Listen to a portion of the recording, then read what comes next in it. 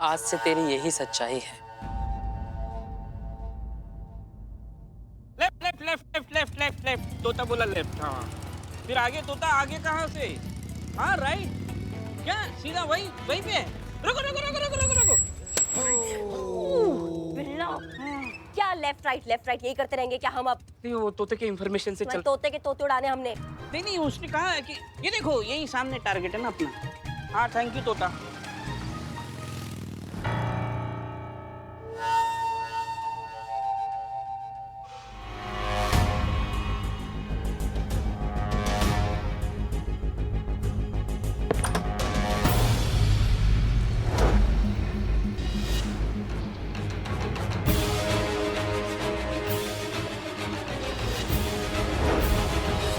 गोपाल जी, आप यहाँ क्या कर रहे हैं?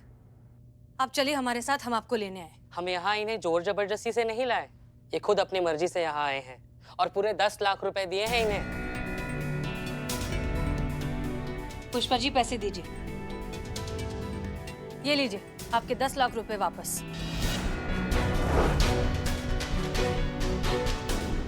क्यों क्यों कर रही हैं आप लोग ये सब? खुशी को इस पैसे की जरूरत है, मैं उसके कोई काम आ सकूं, इससे बड़ी बात और क्या हो सकती है? प्लीज ये पैसे आप खुशी को पहुंचा दीजिए। देखिए, आप सबका बहुत बहुत शुक्रिया। आप सबने बहुत कुछ किया है मेरे लिए। मुझे जहां होना था वहां मैं आ चुका हूं। यही मेरी सही जगह है।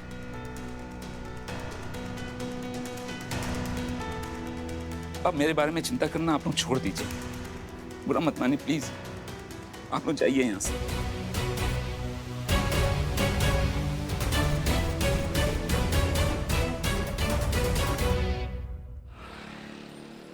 आप लोगों का फोन आया था, कहाँ है मेरे पैसे? चीता, जरा बॉक्स लेकर आना। जी मैडम। बैठिए बैठिए। नहीं मैं ठीक हूँ। लीजिए।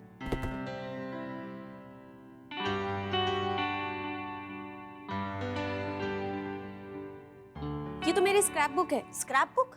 अमाचिता क्या कर रहे हो ये? का बॉक्स ले आए हो? का बॉक्स लाने के लिए कहे थे? सॉरी मैडम, गलती से आ गया। वो क्या है ना कि गोपाल अंकल के लिए रखे थे ये वाला। अच्छा हमने क्या? नहीं तो पैसे वाला बॉक्स लाओ, जल्दी जाओ। ला रहे तुम्हारे पैसे ला रहे। ये स्क्रैप बुक ना, हाँ इसमें है क्या? ड्राइंग में बहुत अच्छी थी मैं, तो बचपन में जितने भी अच्छे मोमेंट्स हुआ करते थे तो मैं इस ड्राइंग बुक में ड्रॉ कर लिया करती थी। पापा की फेवरेट है, हमेशा इसको अपने साथ ही रखते हैं।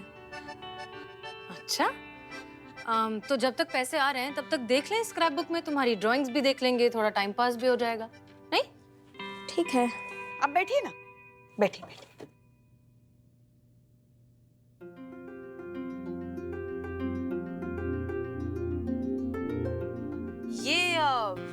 ये कौन है? ये बाबा है। और ये कंधे पर कौन है? ये तो मैं हूँ। जब मैं 7 साल की थी तब मेरे पैर में फ्रैक्चर हुआ था, तो बाबा मुझे कंधे पे लेके घुमाते रहते थे पूरे 2 हफ्ते तक। बाद में इसकी वजह से उनके बैक में प्रॉब्लम भी हो गई थी। इतनी सारी लड़कियां, ये कौन है? मेरे हर बर्थडे पे बाबा मुझे अनाथ आश्रम लेके जाते थे। बोलते थे कि खुशी बांटने की इससे अच्छी तो और कोई जगह हो ही नहीं सकती। तो ये मेरे 10th बर्थडे का था। कितनी अजीब बात है ना? नहीं मतलब अगर तुम्हारे बाबा ने उस वक्त तुम्हें गोद नहीं लिया होता तो आज तुम भी इन्हीं लड़कियों में से एक होती।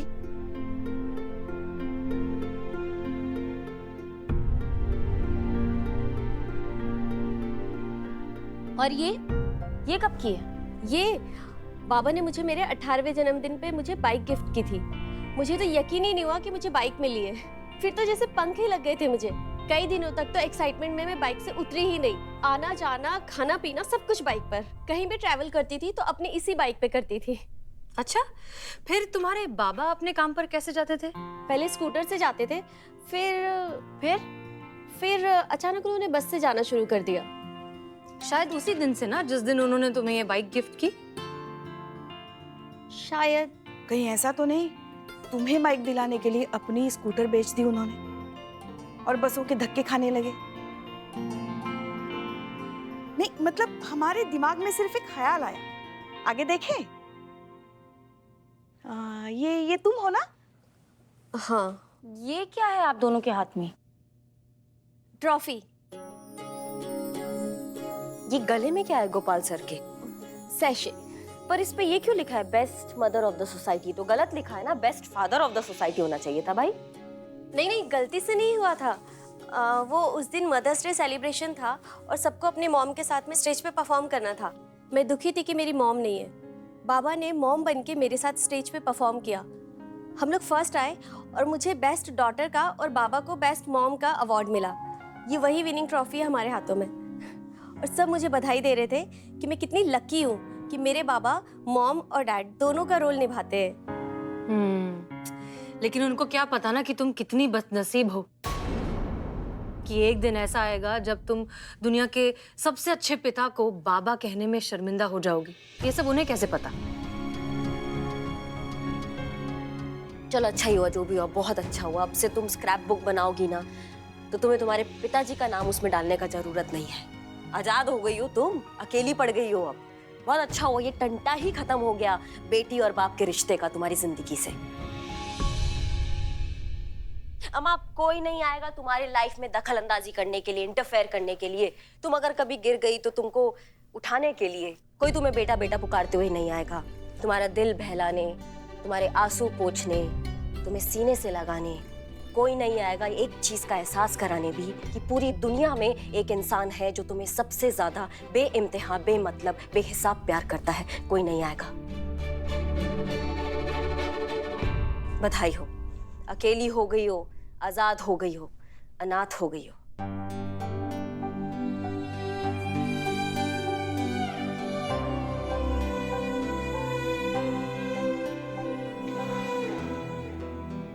लीजिए आपका पैसा।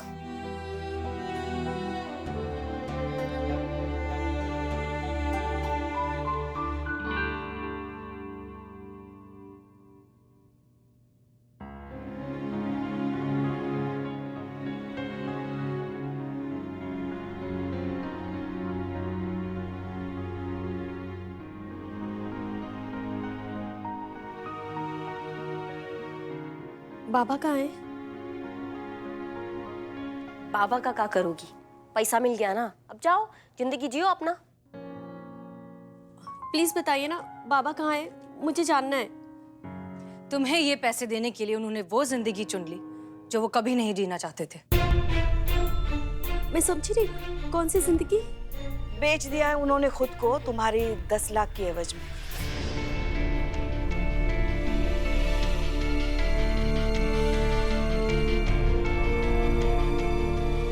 अरे खुशी, ये आंसू किस बात के? तुम तो यही चाहती थी ना कि वो तुम्हारी लाइफ से हमेशा के लिए चले जाए, तो वो हमेशा के लिए चले गए। दोबारा कभी वापस नहीं आएंगे। तुम अपनी लाइफ और अपना फ्रीडम एंजॉय करना।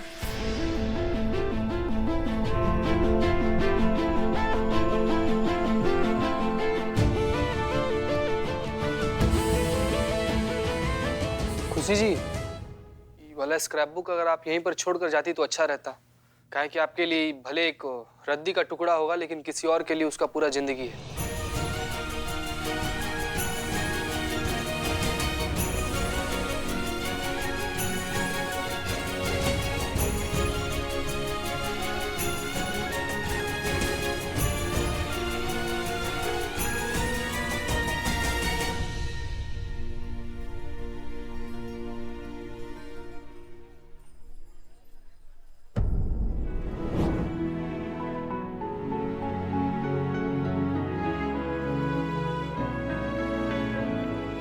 बाबा आप, इन्होंने तो कहा था कि आप अब कभी नहीं लौटेंगे।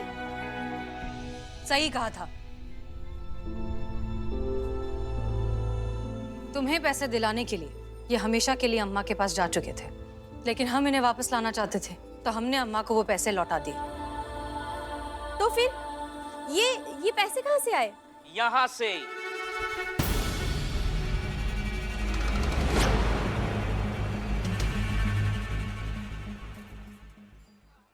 यहाँ से आए मैडम, यहाँ से आए। हम जिसके पीछे पड़ जाए उसके मुंह से निकले hi hi I am Billu the spy. हमारा खबरी नेटवर्क एकदम जबरी है। तोते से चील, चील से भालू, भालू से घोड़ा, घोड़े से लोमड़ी और लोमड़ी से कबूतर तक। झपट लिया इसको।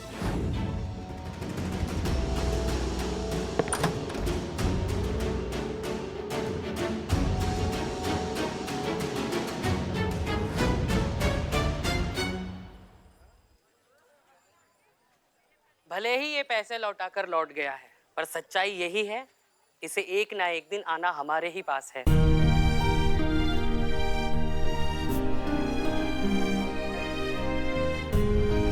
ये दुनिया इसके लिए नहीं, इसे कोई नहीं स्वीकारेगा। इसकी खुद की बेटी इसे छोड़कर विदेश जा रही है, तो इसे और कोई क्या अपनाएगा?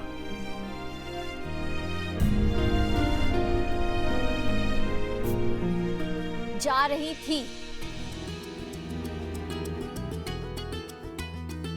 एक बार अपने बाबा को खो चुकी हूँ, दोबारा ये गलती नहीं करूंगी। अब मैं इन्हें छोड़कर कहीं नहीं जा रही हूँ।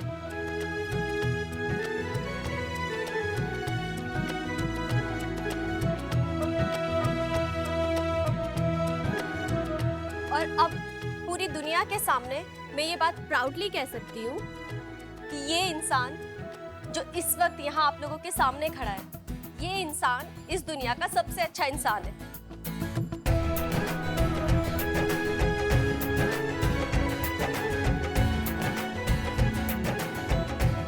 और ये मेरी खुशनसीबी है कि ये इंसान मेरे पिता हैं। भले ही इन्होंने मुझे जन्म ना दिया हो, पर एक पिता होने का फर्ज इन्होंने बहुत अच्छे से निभाया है। I am proud of my father.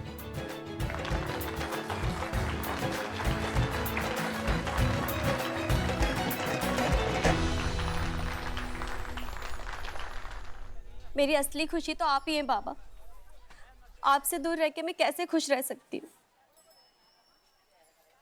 देखा अम्मा, धीरे धीरे हम सबको समझ में आ रहा है कि जेंडर एक इंसान की बाहर की पहचान हो सकती है, लेकिन असली पहचान होती है अंदर का इंसान, उसकी सोच, उसका काम। हम सब भूल जाते हैं कि जेंडर चाहे कोई भी हो, सबसे पहले हम इंसान हैं और हम सबको बनाने वाला तो एक ही है। जब वो हम सब में कोई बंटवारा नहीं करता, तो जेंडर के नाम पर बंटवारा करने वाले आप और हम होते कौन?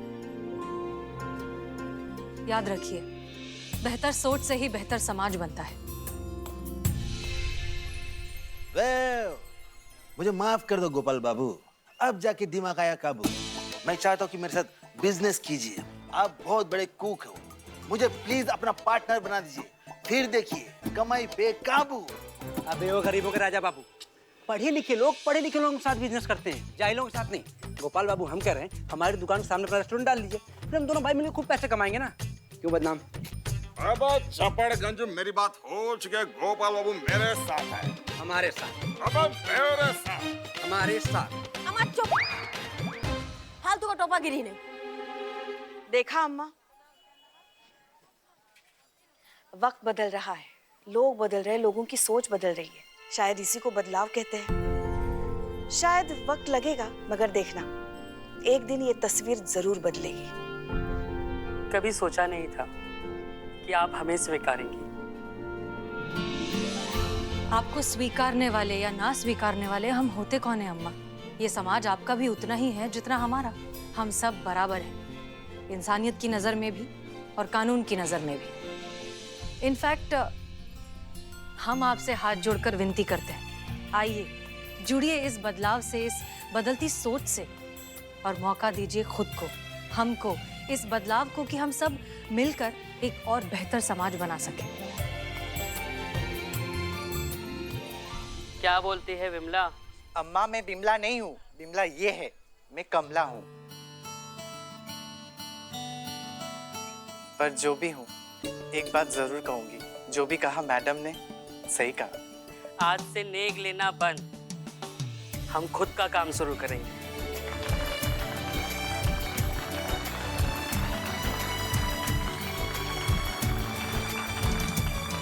मैडम सर जी, हम सब की तरफ से आपको एक सैल्यूट तो बनता है।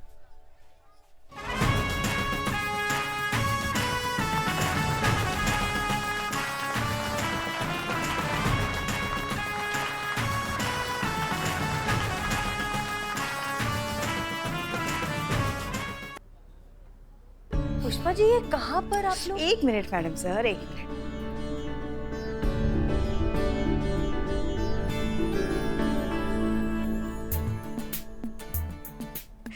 वैसे तैयार है ना आप? बिल्कुल। हाँ।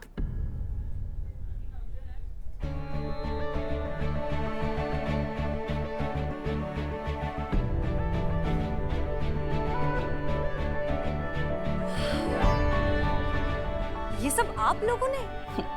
अरे लेकिन इसकी क्या जरूरत थी? पहले ये बताइए कैसा लगा आपको? बहुत खूबसूरत है। Thank you. वैसे ये तो कुछ भी नहीं, ये देखिए आप लोग ने इतना कुछ। तजुर्बा कहता है हमारा कि खुशी वही जो अपनों के साथ बांटी जा सके। हम सच में बहुत खुश नसीब है कि हमें आप जैसे दोस्त मिले हर सुख दुख में साथ देने के लिए। So thank you so much. Madam sir, वो एक सवाल पूछना था। हाँ हाँ, वो आपकी एज कितनी है? वो आपको इतना तजुर्बा है ना, तो इसलिए जानना था। नहीं, वो इतना तजुर्बा तो पुष्पा जी ने भी नहीं देखा होगा ना। इन्होंने तो पूरी दुनिया अपनी आंखों के सामने बनते हुए देखा है। संतू, इतनी उम्र नहीं है हमारी, समझी ना? वैसे बिल्ला कहाँ है? अरे उसकी बहन बिलौटी को ना लड़के वाले देखने आए, तो चेक करने गया कि लड़का वाला लोग सही में चोर के खानदान का है कि नहीं। आखिर चोर के स्टेटस का सवाल है भाई। वैसे मैडम सर, केक काटिए ना जल्दी, कब से दिल कर रहा है केक खाने का। हाँ हाँ।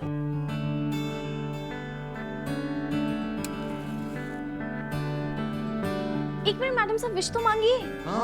अब विश ऐसी तो हमारी कोई खास विश है नहीं। अब आपकी ना सही, आपकी अम्मी के लिए मांग लीजिए कि आपको अच्छा सा लड़का मिल जाए और अच्छे से शादी हो जाए। केक काटे? हाँ madam sir. Happy birthday to you.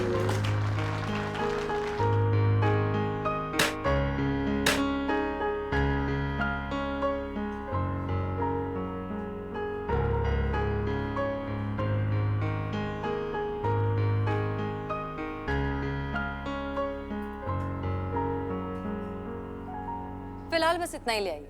Ji madam. Thank you. Thank you. वैसे मैडम सर, संतू का सवाल अभी भी वही का वही है कि तजुर्बा के हिसाब से आपकी उम्र थोड़ी कम नहीं है।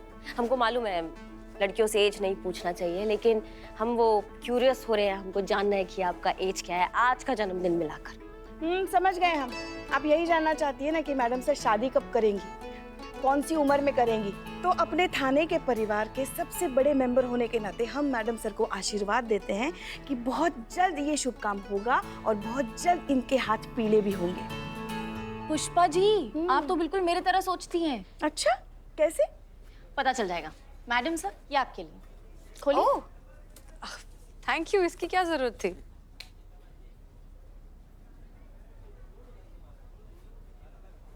How to impress a man at 30? देखा पुष्पा जी? वाह संतू जी, वाह, एकदम मतलब कमाल है। वैसे हमारा भी गिफ्ट कुछ कम क्रिएटिव नहीं है। ये देखिए, टन टन। लीजिए मैडम सर। अरे वाह। हाँ मैडम सर, हम तीनों ने मिलकर खरीदा है आपके लिए।